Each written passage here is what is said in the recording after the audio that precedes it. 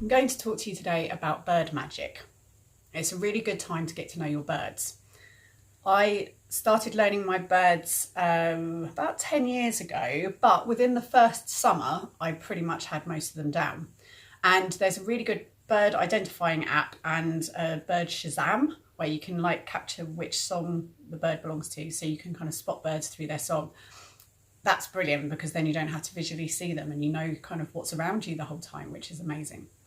Once you get to know your birds, the magic of them begins to unfold. So there's a whole language in birds. It's worth getting to know what their meanings are, and then you can read what kind of signs and omens are coming to you, but also to develop your own personal relationship with them. So to intuit what you feel those birds represent. I have, for example, a very intimate relationship with crows, or corvids in general, but the crow especially because of their link to Odin. And with that, whenever I see a crow, I always feel like Odin's saying something to me. There's some message, or I just say hello Odin. I just check in with Odin.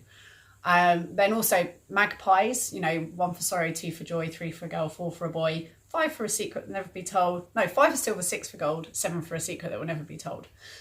So, the meaning of birds, always saying hello to the magpies. I don't like to assume their gender. So I always say, hello, dear magpie, how's your life partner?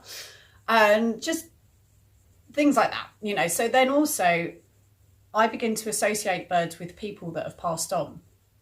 So for me, the robin is my granddad saying hello, and the wren is my nan. I've already decided that my mum's going to be a sparrow, because then she'll be saying hello to me all the time. She hasn't passed on yet, but she's going to be a sparrow. And then I also have recently, when I lost my friend, started to see goldfinches around the place. And the goldfinch appears in a song that really has been like the one that has been there for me, the song that's been there for me through this grieving process. And it talks about a goldfinch in that song.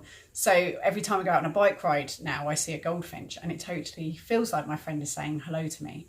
So it's also a really nice way of creating, relationships with the spirit world via birds, because they are messengers of the spirit world.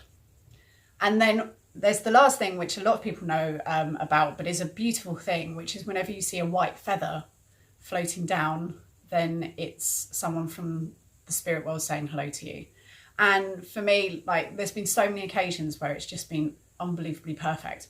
I was in Edinburgh and I saw this big white feather float down in front of me, and I picked it up and I thought, I wonder who was saying hello. And I looked up and there was this window that was the exact shape and size of my granddad's cupboard in the wall unit where he kept his cigars, and in the exact place where he kept his cigars in the cupboard was the brand of cigars box in this flea market shop, and it had the cigar case box in there. So it was my granddad. I just looked up and saw my granddad's cupboard, basically. And all of these things, they could just be coincidence. It could be, whatever. It depends on what your faith is, what your beliefs are.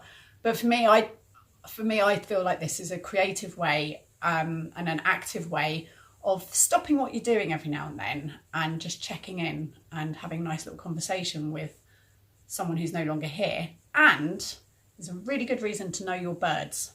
And birds are beautiful. It's one of the best bits of wildlife that we can become aware of, because there's hardly any mammals, there's hardly any reptiles. So if you get to know your birds, then when you go for a walk in the countryside or even through a city, there is so much wildlife there around you. And when you don't know the names of wildlife, it's just wildlife, it's just nature. Oh, I'm going to the countryside. But when you begin to name it, you begin to fall in love with it. You begin to see the detail. And that's why it's a really wonderful thing to get to know birds and to incorporate birds into your magic practice.